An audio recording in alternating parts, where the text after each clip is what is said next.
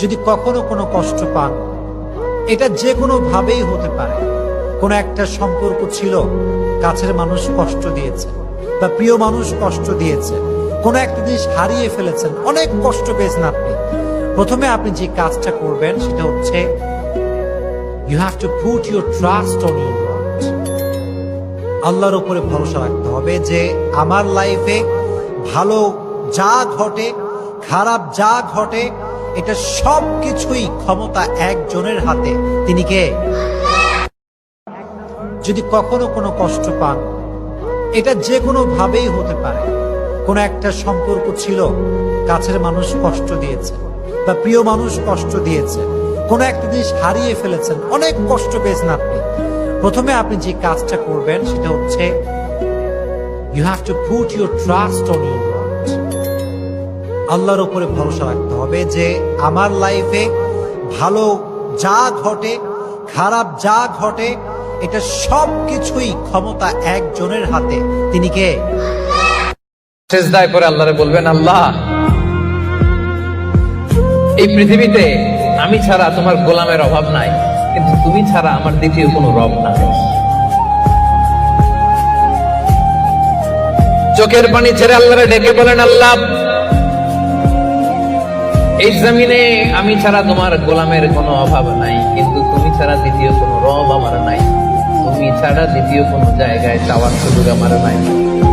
চোখের পানি ছেড়ে আল্লাহরে বলেন, আল্লাহ, কোরআনে তুমি শিখিয়েছো ফরিয়াদীদেরকে কেউ যদি চায় ওই ফরিয়াদীদেরকে বারণ করা যায় না। তুমি কেমন করে এই অভাগা ফরিয়াদীকে আজকে ফিরিয়ে দিবা? চোখের পানি ছেড়ে আল্লাহর কাছে চা, সব তিনি দিয়ে দিতে পারেন। চিল্লায় বলেন ঠিক কিনা?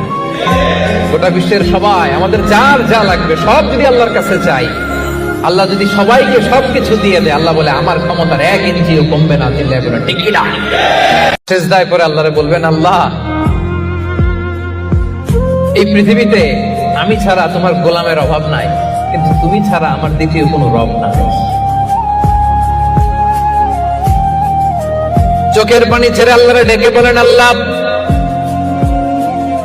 এই জমিনে আমি ছাড়া তোমার গোলামের কোনো অভাব নাই, কিন্তু তুমি ছাড়া দ্বিতীয় কোনো রব আমার নাই। তুমি ছাড়া দ্বিতীয় কোনো জায়গায় চাওয়ার সুযোগ আমার নাই।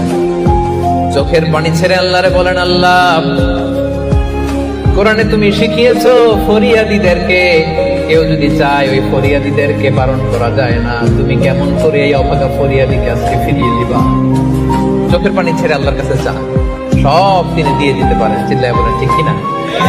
গোটা বিশ্বের সবাই, আমাদের যার যা লাগবে সব যদি আল্লাহর কাছে চাই, আল্লাহ যদি সবাইকে সবকিছু দিয়ে দেয়, আল্লাহ বলে আমার ক্ষমতার 1 ইঞ্চিও কমবে না। চিল্লায় বলেন ঠিক কিনা?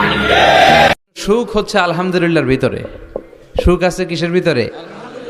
যে কোনো পরিস্থিতিতে আমরা থাকি না কেন, বিপদে আপদে, সকালে বিকালে, শীতকালে গ্রীষ্মকালে আমরা কি পড়ব?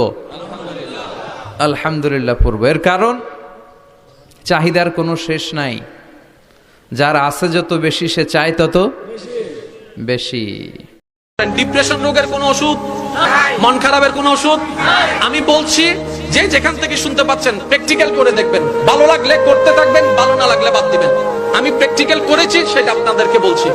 যখন আপনি দেখবেন আপনার মনে বেশি পাথর জমে আছে, আপনার দুঃখ কষ্ট বুঝার মতো কেউ নাই, আপনার চোখের পানির মূল্যায়ন দেওয়ার মতো কেউ নাই, আপনার দুঃখ কেউ বুঝছে না, আপনার কষ্ট কেউ বুঝতেছে না, আপনার আশে নেই, পাশে নাই, নাই নাই কেউ নাই, আপনি যখন খুব একা মনে হবে, আপনার দুনিয়ার কষ্ট যখন আপনাকে চেপে ধরবে, আপনি কিচ্ছু করবেন না, শুধু একটা কাজ করবেন, যাই নামাজটা পিছিয়ে ডাইরেক্ট সিজদায় চলে যান, ডাইরেক্ট সিজদায় চলে যান। কপালটাকে ঝুঁকাই দেন, নাকটাকে ঝুঁকাই দেন, হাতটাকে ঝুঁকাই দেন, নিজের অস্তিত্ব বিলীন করে দেন, চোখটা বন্ধ করে সিজদার মধ্যে চলে যান।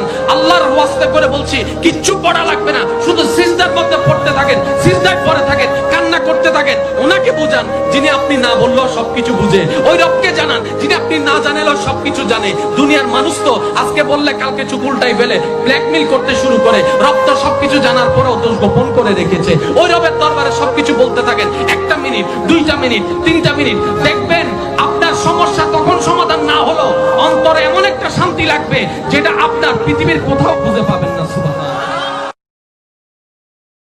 ডিপ্রেশন রোগের কোনো ওষুধ, মন খারাপের কোনো ওষুধ আমি বলছি যে যেখান থেকে শুনতে পাচ্ছেন প্র্যাকটিক্যাল করে দেখবেন, ভালো লাগলে করতে থাকবেন, ভালো না লাগলে বাদ দিবেন।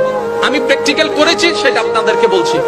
যখন আপনি দেখবেন আপনার মনে বেশি পাথর জমে আছে, আপনার দুঃখ কষ্ট বুঝার মতো কেউ নাই, আপনার চোখের পানির মূল্যায়ন দেওয়ার মতো কেউ নাই, আপনার দুঃখ কেউ বুঝছে না, আপনার কষ্ট কেউ বুঝতেছে না, আপনার আশে নেই, পাশে নাই, নাই কেউ নাই, আপনি যখন খুব একা মনে হবে, আপনার দুনিয়ার কষ্ট যখন আপনাকে চেপে ধরবে, আপনি কিচ্ছু করবেন না, শুধু একটা কাজ করবেন, যাই নামাজটা পিছিয়ে ডাইরেক্ট সিজদায় চলে যান, ডাইরেক্ট সিজদায় চলে যান, কপালটাকে ঝুঁকাই দেন, নাকটাকে ঝুঁকাই দেন, হাতটাকে ঝুঁকাই দেন, নিজের অস্তিত্ব বিলীন করে দেন, চোখটা বন্ধ করে সিজদার মধ্যে চলে যান। আল্লাহর ওয়াস্তে করে বলছি, কিচ্ছু পড়া লাগবে না, শুধু সিজদার মধ্যে পড়তে থাকেন, সিজদায় পড়ে থাকেন, কান্না করতে থাকেন। ওনাকে বুঝান যিনি আপনি না বললেও সবকিছু বুঝে, ওই রবকে জানান যিনি আপনি না জানালেও সবকিছু জানে। দুনিয়ার মানুষ তো আজকে বললে কালকে চুপ উল্টাই ফেলে, ব্ল্যাকমেইল করতে শুরু করে। রব তো সবকিছু জানার পরেও দোষ গোপন করে রেখেছে। ওই রবের দরবারে সবকিছু বলতে থাকেন, 1 মিনিট, 2 মিনিট, 3 মিনিট, দেখবেন আপনার সমস্যা তখন সমাধান না হলো অন্তরে এমন একটা শান্তি লাগবে যেটা আপনার পৃথিবীর কোথাও খুঁজে পাবেন না। সুবহানাল্লাহ।